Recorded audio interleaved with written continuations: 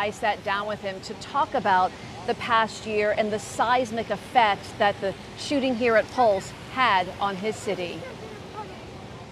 So the total just organic memorial kind of started at Lake Eola Park. When Mayor Buddy Dyer reflects on this past year, pride in the people of Orlando is what first comes to mind. One of the things we tried to do from the very start is not have the act of hatred define us, but rather have how we responded as a community define us, and that's with love, compassion, and unity. That unity felt throughout this city as it marks the one-year anniversary of its darkest day.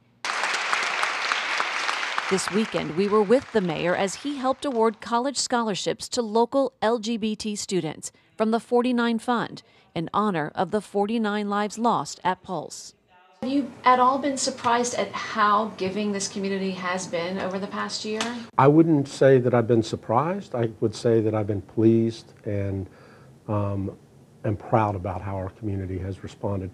And if you're not already a community that embraces diversity and inclusiveness, you can't conjure that up in the midst of a crisis. Dyer is the longest-serving mayor in Orlando history and has faced certainly the biggest crisis this city has ever seen. When did the gravity of it sink in for you on that day?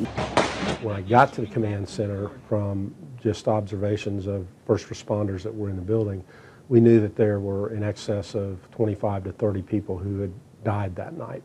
We are a strong, resilient community. When we held the first press conference, which was about 7:30, we didn't have anywhere near an accurate count of what had gone on or who had been injured. And Heather, my deputy chief, came walking up just then and told me that there were 50 dead.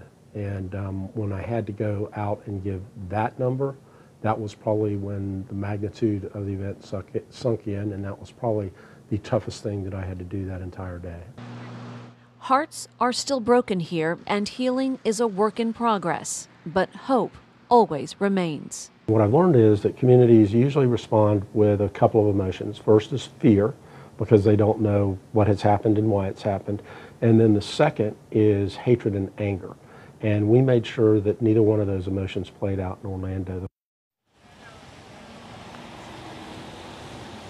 Now, the mayor did meet privately with the victims' families this morning, and when we had our conversation, I asked him, what are you going to say to those families? And he said, I don't want to go into too much detail, but I will tell you this. I'm going to tell them that we, of course, have no way to understand the depth of their grief. But what I want them to know is that Orlando has their back, and not just today, but for the rest of their lives. And I'm sure that he told them that this morning when he met with them behind the walls here of the Pulse nightclub.